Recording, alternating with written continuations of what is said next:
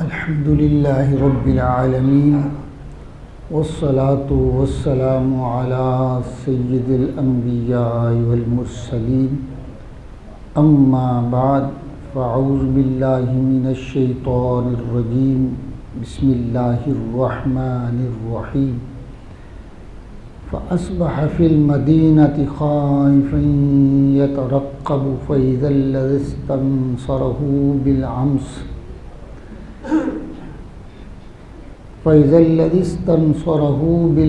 يستصرخ قال له موسى إنك لغوي مبين صدق اللہ العظیم۔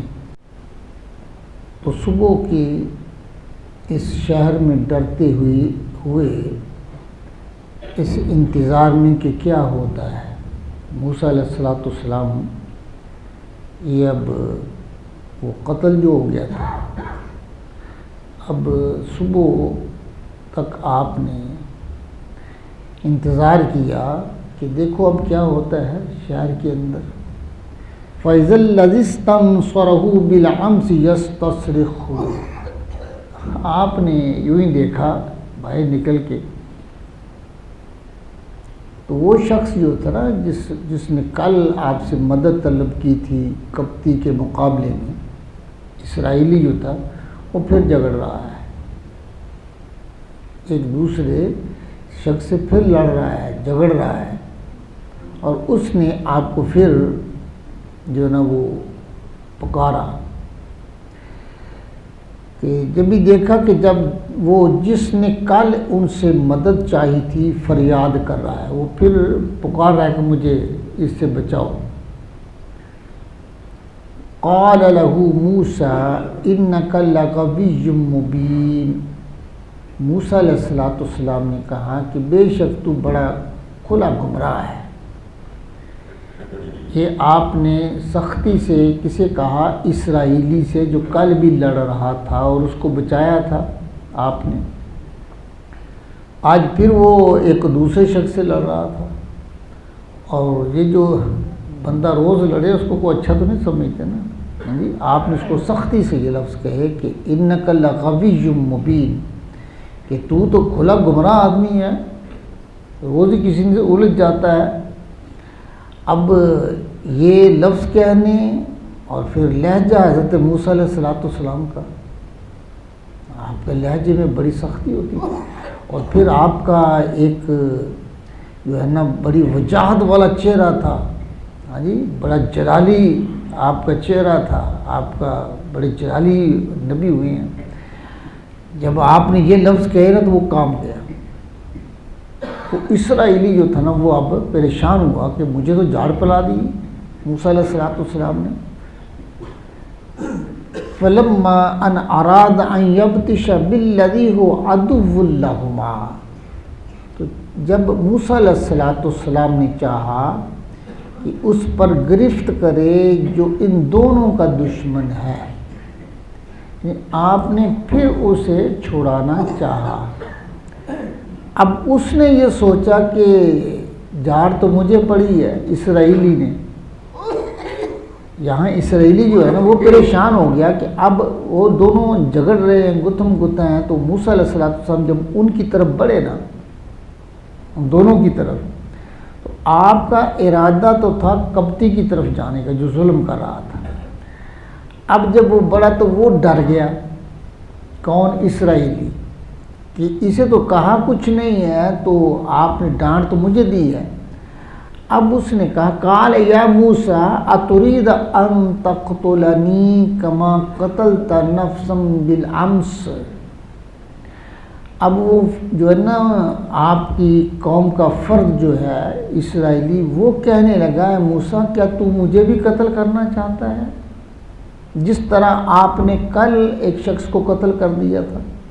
ہاں جی، یہ وہ کہہ رہا ہے، کون؟ اسرائیلی۔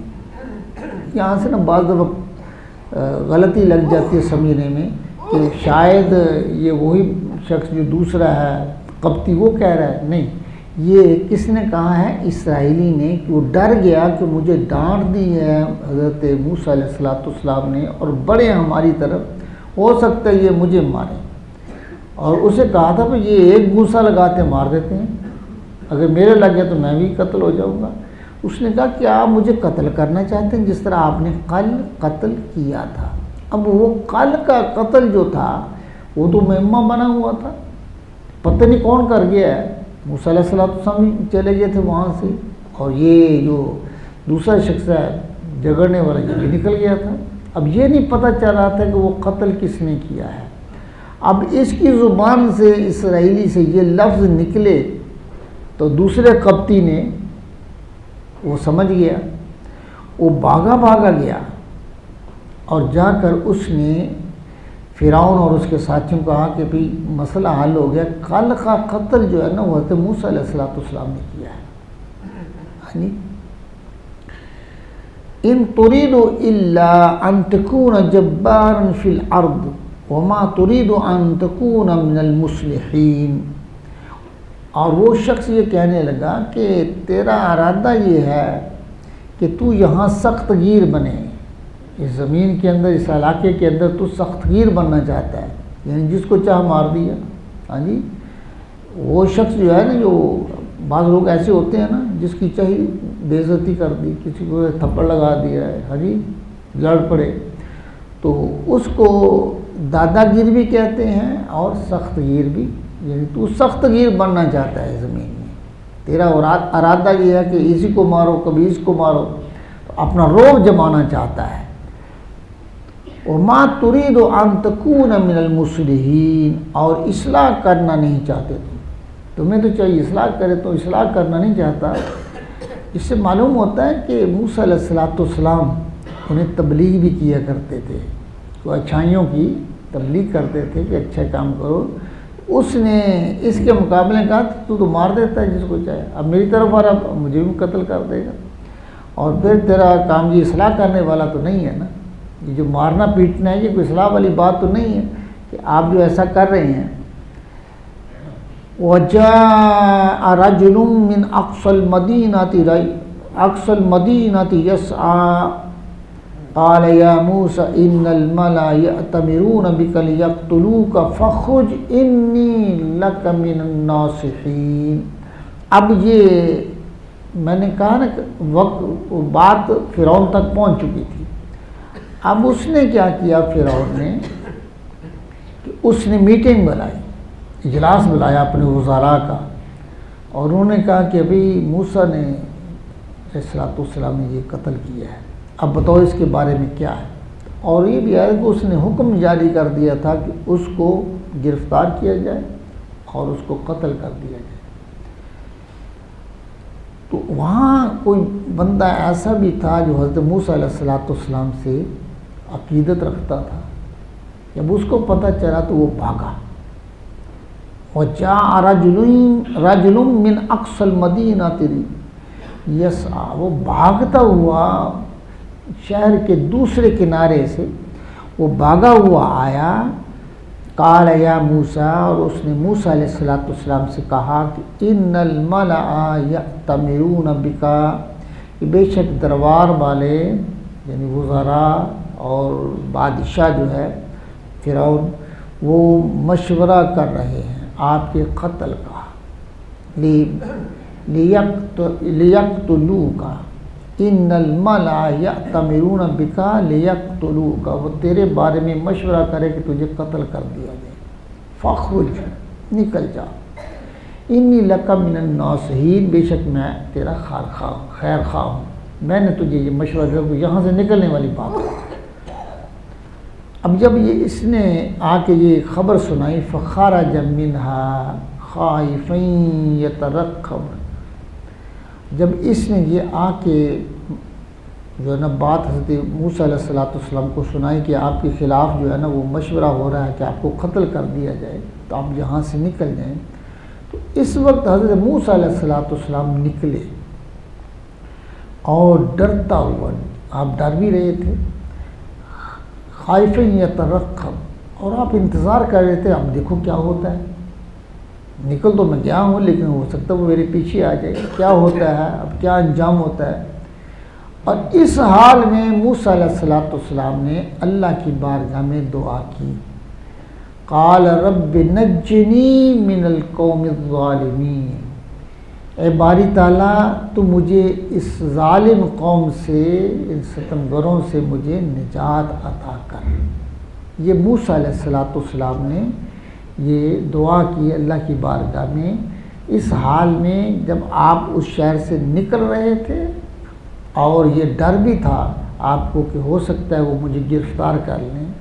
اس حال میں موسیٰ علیہ السلام نے اللہ کی بارگاہ میں دعا کی، باری تعالیٰ مجھے ظالم قوم سے بچا لے۔ وہ تو نبی تھے، ہم ان کے بارے میں تو یہ خیال نہیں کر سکتے کہ وہ صرف مصیبت میں اللہ کو یاد کرتے تھے، لیکن ہمارا حال ہوتا ہے، ہم بھولے ہوتے ہیں، جب کوئی مصیبت آتی ہے تو پھر ہماری جو ہے نا جو وہ لائن ادھر جڑ جاتی ہے۔ ایسے ہوتا ہی نہیں ہوتا، پھر بندہ جب ہر سب سے کٹ جاتا ہے پھر اس طرف ایک خاص توجہ ہوتی ہے، اور پھر بندہ وہ صحیح حالت ہوتی ہے دعا کی صحیح حالت وہ ہوتا، وہ حال پیدا ہوتا ہے بندے کی دعا کی قبولیت کا، جس طرح بندہ ہر طرف سے ٹوٹ جائے اور کوئی امید نہ رہے سوائے اللہ کے، تو پھر اللہ کی بارگاہ میں جب دعا کرتا ہے تو اللہ ایسی دعا کو قبول فرما لیتا ہے۔ ہاں جی، تو یہ حال ہو تو پھر اللہ تعالیٰ دعاؤں کو قبول کرتا ہے۔ اللہ سے دعا ہے اللہ تعالیٰ اپنی معرفت عطا فرمائے، اللہ تعالیٰ ہم سب پہ خیر فرمائے۔ صلی اللہ تعالیٰ علیہ وسلم، آخر دعوانا الحمدللہ رب العالمین۔ بسم اللہ الرحمن الرحیم، الحمدللہ رب العالمین، والصلاة والسلام علی سید الانبیاء والمرسلین۔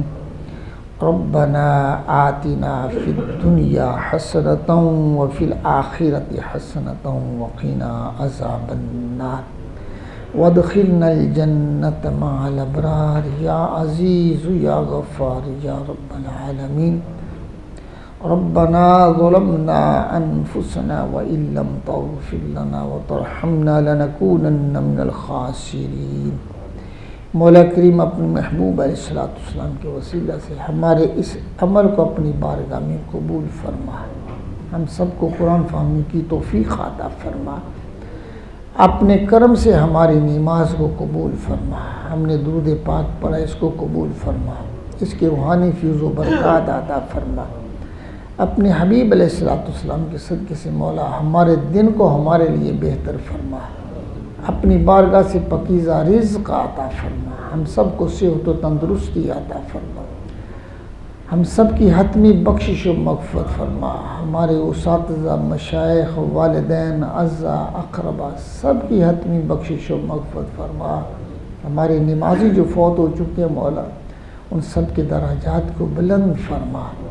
ربنا تقبل منا انک انت السمیع العلیم وتب علینا انک انت التواب الرحیم۔ صلی اللہ تعالی علی حبیبہ سیدنا و مولانا محمد وعلی آلہ و اصحابہ اجمعین۔